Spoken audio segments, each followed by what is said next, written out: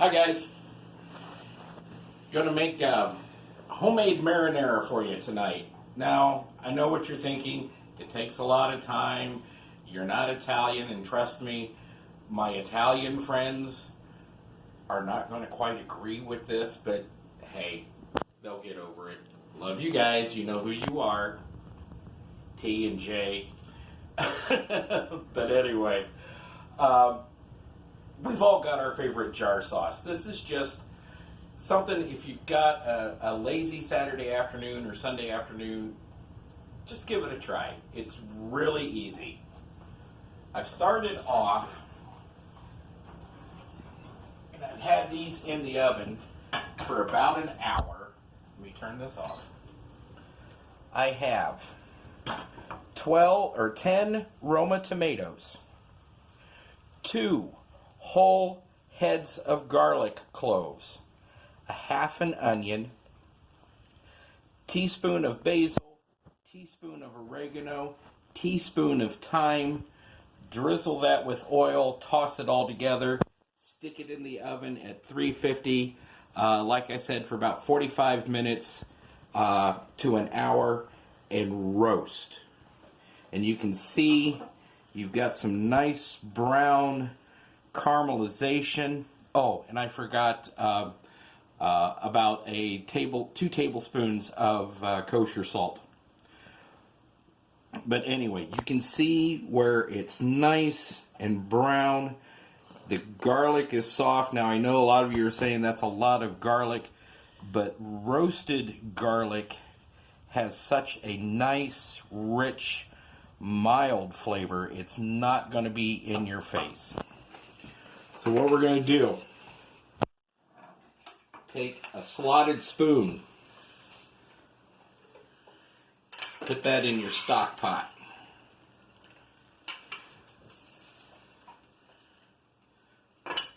Actually,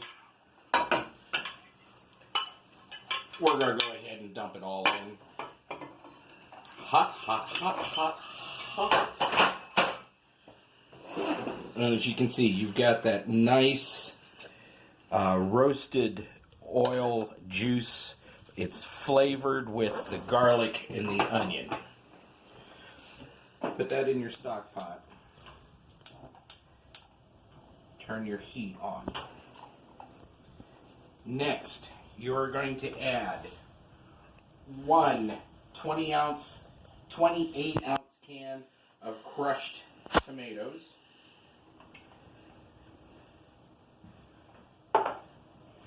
2 14-ounce cans of diced tomatoes,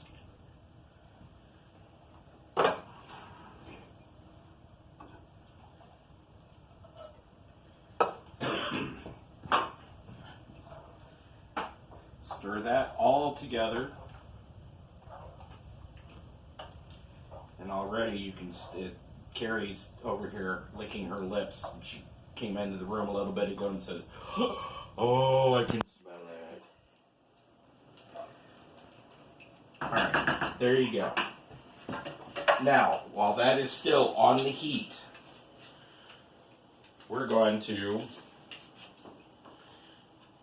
play with my Christmas present again.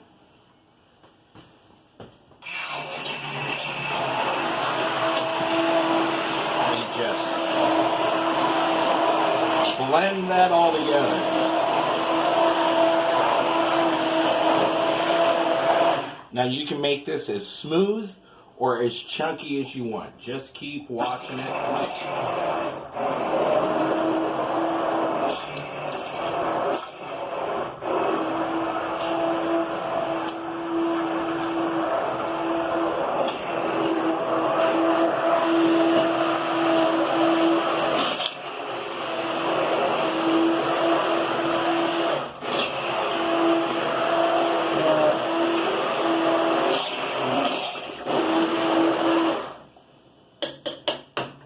There we go.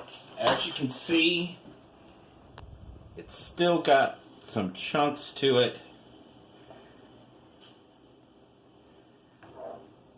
but it's not all pureed to nothing. Now, Again, like I said yesterday, if you don't have an immersion blender, you can put this in a food processor or a blender and pulse it till you get the consistency that you need. Now, while that is going, now comes the good stuff. I actually went out in the garden today and actually found some fresh thyme and some fresh oregano. However, the basil I had to get from the store. So what we're going to do is we're going to chop these fresh herbs and add to them. I've got about a tablespoon here of oregano. Now the thyme you don't need to chop up. You just strip the leaves off the stems.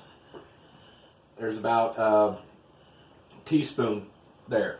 Ooh, turn that down. I just got a big, it's bubbling. All right. So the oregano, just run your knife through, give it a nice rough chop.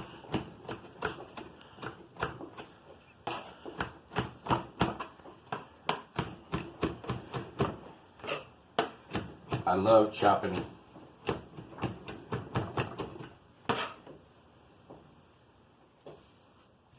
There. There's the oregano. Now the basil, we're going to chiffonade the basil. You take your leaves, stack them up on each other, roll them. Can you get this, hun?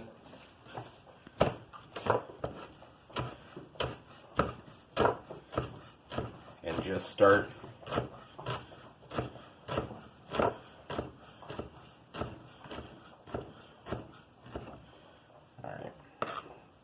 now, because I don't want long strings of basil, I'm going to turn it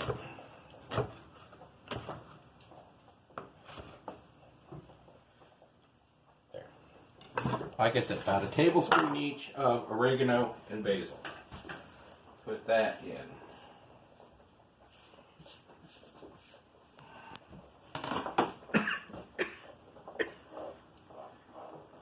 Yes, I'm covering my cough back here. Stir that in.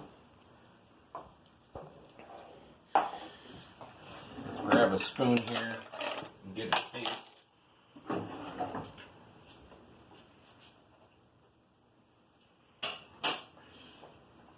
Pretty good. Use a little salt. Oh, let's go with about a teaspoon.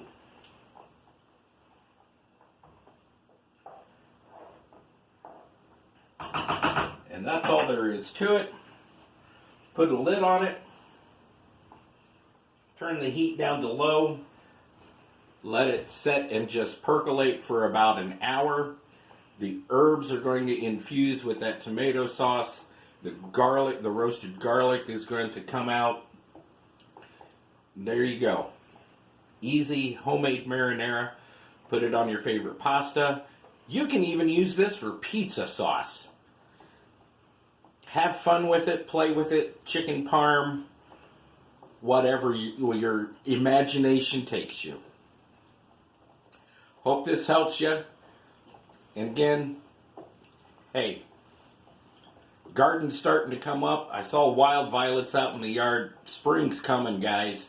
And so's the end of all of this quarantine stuff. We just got to be patient. Till we see you again.